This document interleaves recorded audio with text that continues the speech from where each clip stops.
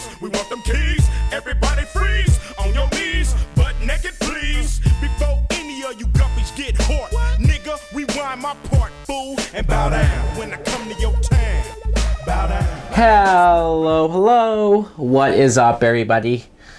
My name is Mike Brown, aka ReviewKingMB, and I just got done watching, for the very first time, XXX State of the Union. Yes, this is a 2005 film that is the sequel, I guess, to XXX with Vin Diesel, but this time, it's not directed by Rob Cohen, it's directed by Lee Tamahori, or whatever the fuck you pronounce this person's name. I honestly don't care after watching this movie, because the plot is, we see Samuel Jackson is back as Agent Gibbons, and we see that the agency, the underground secret facility that these agents work at, somebody finds out about it. Somebody breaks into the lab and starts killing off people, and Samuel Jackson has to get out of there and not only figure out who's doing this, how do they know where the hideout was, and why are they doing it, but he has to get a brand new agent. Not Vin Diesel, no. He decided to pick Ice Cube. Now, what I thought of this fucking movie was just that. Fuck this movie. Up the ass if you have to get the point across. I cannot believe this piece of shit film. I really can't believe it. It all starts with how dumb the plot is. The fact that it's only the second movie in the series, right?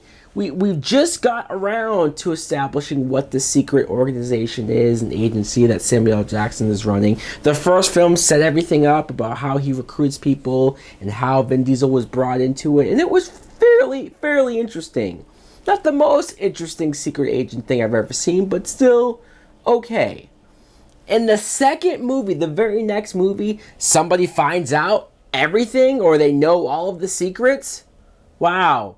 Way to make your agency go from here to here, or I'll be nice and say really here down to here. Samuel Jackson as Agent Gibbons. I like Samuel Jackson, I do, and it seemed like at the very beginning they were giving him more to do. He had some action scenes of going up against these people, shooting at them, and I was with it. I was like, cool, maybe we'll get more of this character. Maybe we'll find out some backstory, or just see what makes this guy tick. Maybe he'll be more of the main guy. No, halfway through the movie, he gets killed off, but when I say killed off, it's more of a, like how Nick Fury was killed off in the Captain America movie, right? Where he faked his death, and so that's going on here.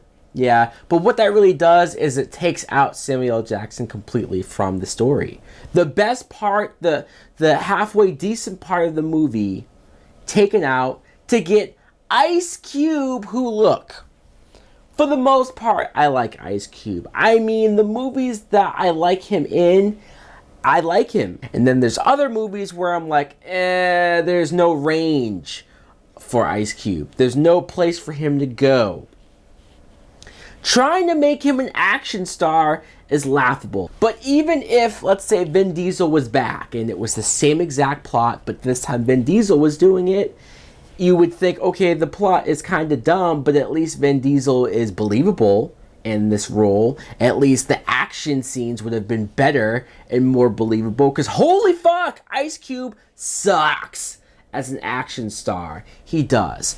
I'm all for getting a black guy to come in here and be the main star of a big action movie with a good budget, because this does have a decent budget. And I would love to have an action series with a black guy that more people can get behind and say, yeah, this is cool, this is badass. He's capable of doing all of this. No, you see scenes of Ice Cube fighting these agents or these soldier-like guys, and the way how you have to shoot these scenes, it's so far away. There's even moments where the Ice Cube or the stunt guy's face is blurred out because it's clearly not Ice Cube, and it's either the back of his head, or it's a blurry face, or it's in the shadows. Ice Cube does virtually none of these action scenes, none of these fighting scenes, because he either didn't want to, physically wasn't able to do it, or just looked really bad doing it. And that's sad. That's sad that your main guy, the person that we're supposed to buy in this role and go along with and be likable and think is a badass, can't even pull essentially the most important parts of this movie off. And that's the action, that's the fighting, because the acting, who really cares about the acting? Let's be honest. William Dafoe is the General Deckard, who is the president's right-hand man. But as soon as you see William Dafoe, like the first shot of him, I honestly didn't know anything about this movie as far as plot and what was going to happen. I was watching it for the first time, and I said out loud, he's the bad guy. I bet William Dafoe is the bad guy just because it's William Dafoe and just because this movie was that predictable. What a surprise! 15, 20 minutes later, it's revealed that William Dafoe is the bad guy, and he's the one behind all of this, and he's going behind the president's back and the union's back and all this bullshit, and it's just, as great of an actor as William Dafoe is, as good of a villain as he is, it just wasn't, he couldn't have saved this sinking ship. You have Scott Speedman as Agent Kyle Steele, and Scott Speedman left the Underworld series, which say what you want to say about those films, but hey, I have fun with them. He left those movies because he didn't want to do them anymore, and he thought those were stupid, to do this. Let's think about that for a second, shall we? His character in this film is an agent guy who doesn't know what's going on, doesn't know that Samuel L. Jackson was doing this as far as getting a new XXX agent, knew nothing about it, doesn't know that Ice Cube is supposedly working for the good guy, so he spends half the movie chasing after Ice Cube like an idiot, and then he just on a whim decides to start working with him. His character, there's no depth to him, he's so one-dimensional and just flip-flops to wherever the script wants him to go. Did not care. You have Sonny Mabry as Charlie Mayweather, and I will say about this actress, who I think I've seen in a couple other things before, she's hot. That's all I have to really say about that. She's the daughter of some high position guy. She turns on him. She ends up being a villain. Before that, they were almost trying to tease the fact that maybe she wants to hook up with Ice Cube, which is laughable. Not because maybe in real life Ice Cube couldn't get her, but because I just knew that this movie didn't have the balls to have Ice Cube hook up or sleep with this attractive white woman. They wouldn't do it, and they didn't do it in a big mainstream action film. They didn't have the balls to do something like that, because I would have been impressed if they went there, but they didn't. She was setting him up to make him look like a criminal. Yeah, how hard was that? The movie tries to have moments where Ice Cube brings up his race and how easy it is for them to go after him and frame him for this and that. It's like, okay, so you're trying to say something about the culture. Really? You're going to try to go that route because you only do it like once or twice. So just don't even do it at all.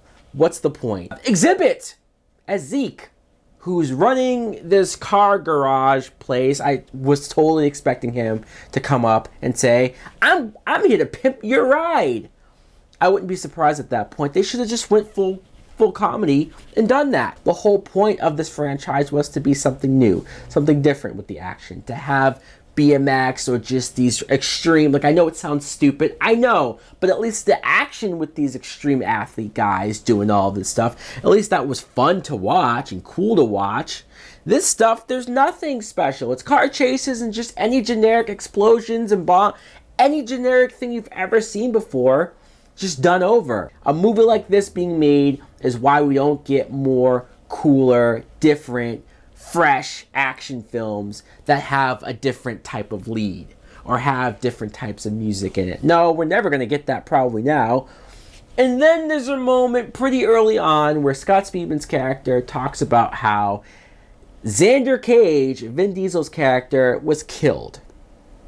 So you mean to tell me that that badass in the first movie who did all that cool action and all that crazy stunts and survived virtually everything and that cool just attitude that Vin Diesel had, he died off screen in between movies and it's just brushed to the side? And then they bring in Ice Cube, who's supposed to be, as Samuel Jackson in the movie says, the next level. Even more dangerous. Ha ha!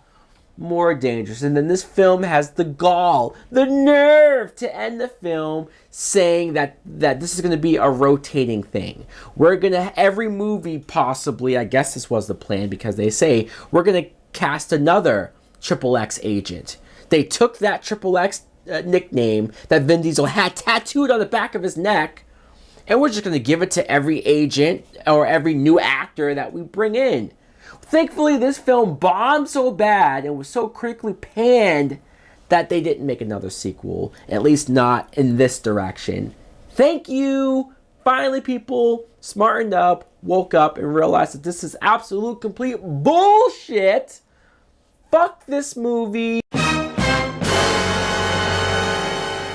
I am ashamed that I wasted my time. I knew it would be bad, and it was just as bad, if not worse, than I thought.